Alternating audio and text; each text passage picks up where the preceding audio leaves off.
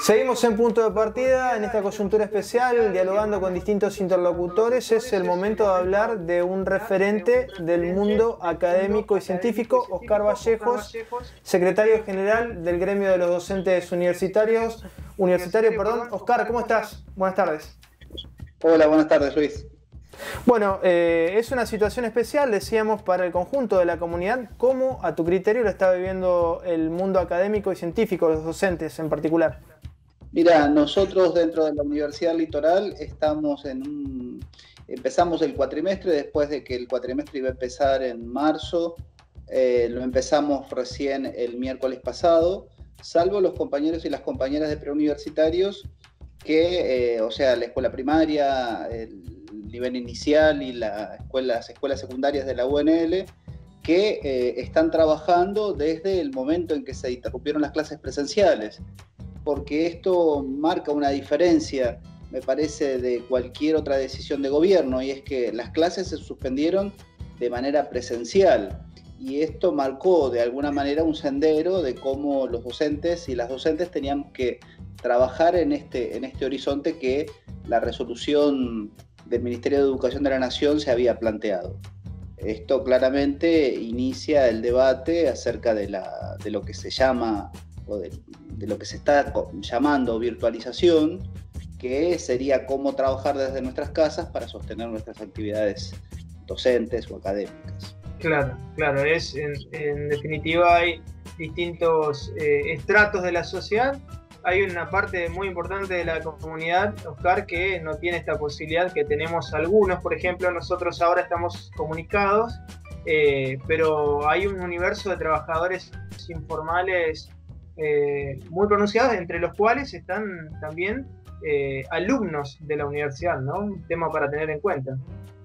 Sí, nosotros como gremio en ese sentido lo que planteamos es claramente, como desde el gremio, pero me parece que todos los docentes, toda la docencia universitaria y preuniversitaria la tiene clara, y es que las propuestas académicas llevadas a estos espacios distales no tienen que dejar a nadie afuera, ¿no? Entonces esa creo que es la preocupación político-pedagógica más importante, cómo la actividad se encarga de que más bien incluyan a los estudiantes, a las estudiantes que están en sus casas, y no que haya un tipo de actividad que por requerir condiciones materiales como los dispositivos electrónicos y las conexiones a internet, esas estudiantes quedan afuera. Parece que ese es el horizonte más claro que nosotros tenemos. Y ayer escribíamos y conversábamos sobre un texto donde decíamos además que las actividades no tienen que producir más malestar que el que está produciendo de por sí el aislamiento obligatorio, ¿no? Entonces, en ese sentido son como los dos ejes pedagógicos y político-pedagógicos que nosotros estamos impulsando. Y también desde el punto de vista del trabajo, que incluso nuestras actividades que se despliegan en el ámbito electrónico no se vuelvan para nosotros mismos fuentes de malestar, digamos, ¿no?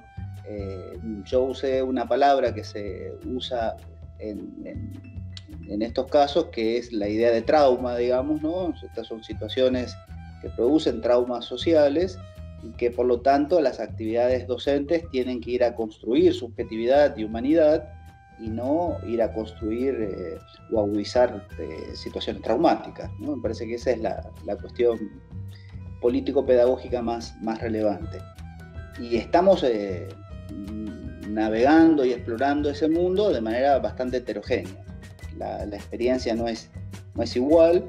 Veníamos nosotros haciendo una consulta también sobre cómo estamos transitando esta situación, tanto afiliados como no afiliados al gremio, y veníamos un poco retrasados, veníamos con 70 respuestas desde el día viernes, y recién acabo de entrar a mirar y tenemos el doble, tenemos 160 respuestas, y entonces eso nos va a dar un panorama también más claro de qué es lo que está pasando, ¿no?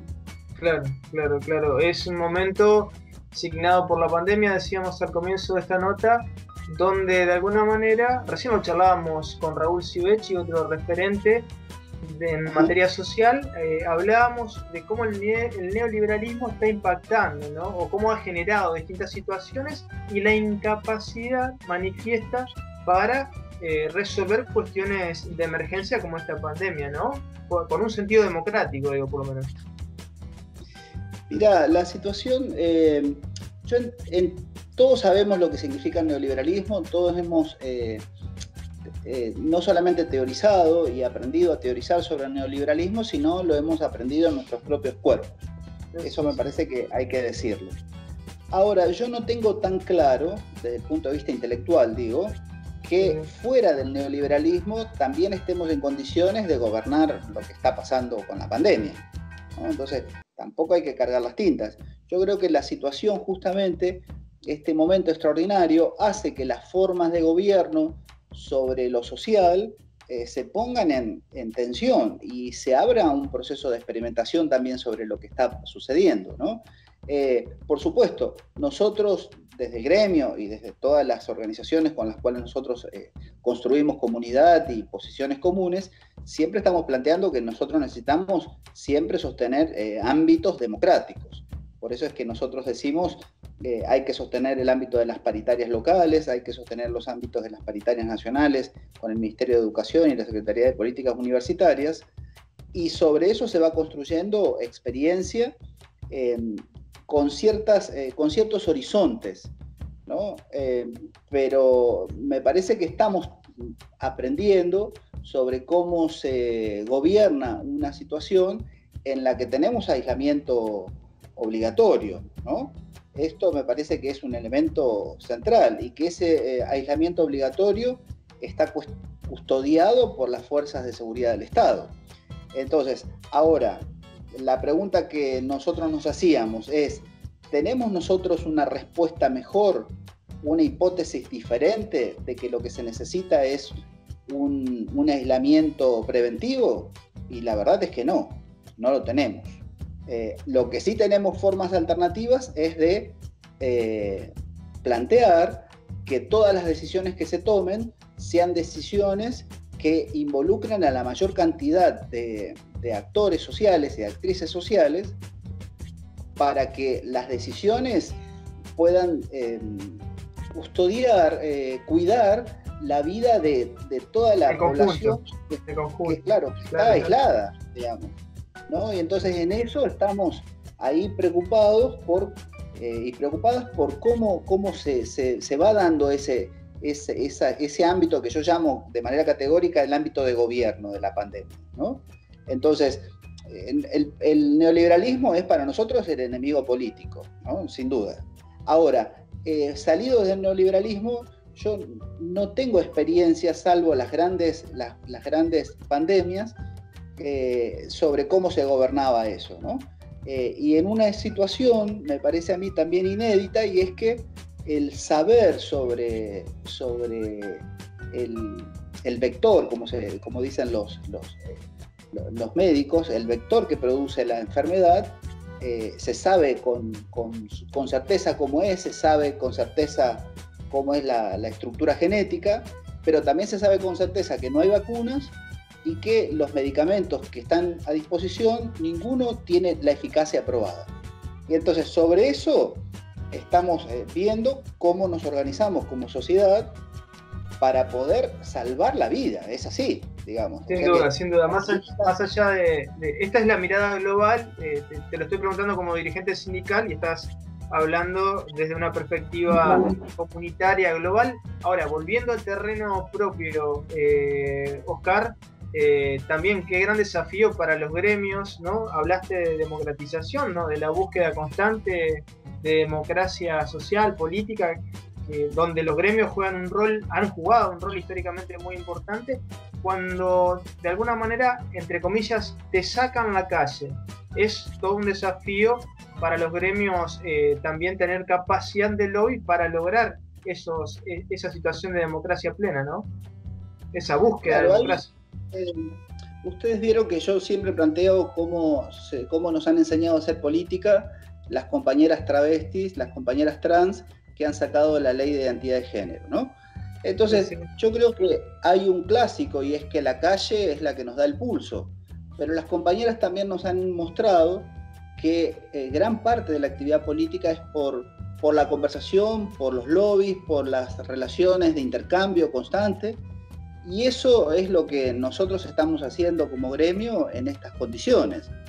Entonces, yo me considero un gran aprendiz de las compañeras travestis y trans en ese sentido, y por lo tanto el gremio no puede estar en la calle, pero puede estar constantemente conversando con las autoridades o las patronales de la UNL para resolver los problemas y para plantear en términos categóricos que el gremio está para defender los derechos, ¿no? Eso es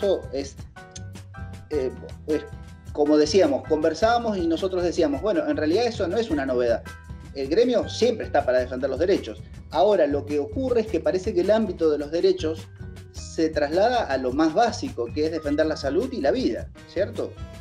Y defender la salud y la vida tampoco es algo que se sepa con claridad qué significa, porque a veces el trabajo y las formas de intervenir pedagógicamente con los estudiantes y las estudiantes en las casas, a veces puede poner en riesgo eso, ¿no?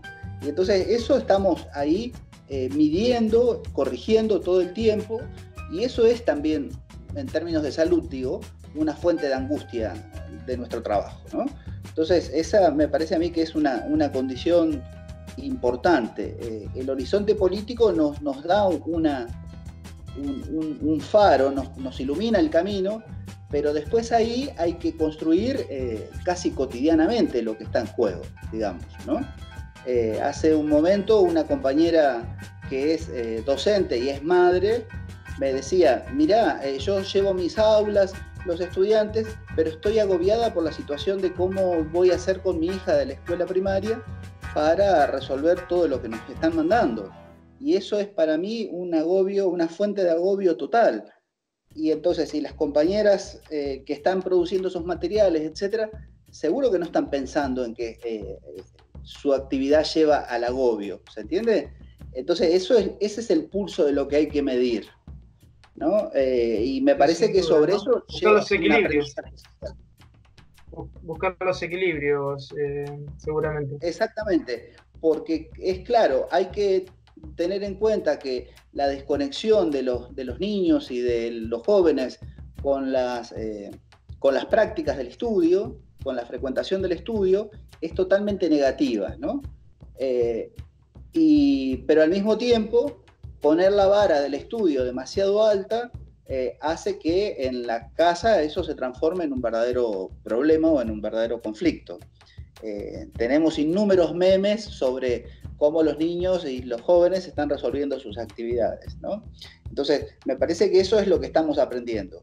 Y el debate nacional, en términos de lo gremial, digo, fue justamente si lo virtual de por sí significaba una violación a nuestros derechos como docentes. Había posiciones que lo plantean así, en esos términos, que dada esta crisis, lo que hay que hacer es poner toda la maquinaria social y del Estado en defender las cuestiones que se vinculan directamente con la salud, y hay quienes, como nosotros, entendemos que la misión social de la universidad también es importante la función social de la docencia, y que ahí nosotros tenemos un papel social importante que cumplir, y que justamente ese papel social de hacer docencia en estas condiciones no se tiene que transformar, vuelvo a decir, en una fuente de malestar. Oscar, gracias por estos minutos. Gracias a vos, Luis. Ahí está la palabra de Oscar Vallejos, secretario general de ADUL, aquí en Punto de Partida.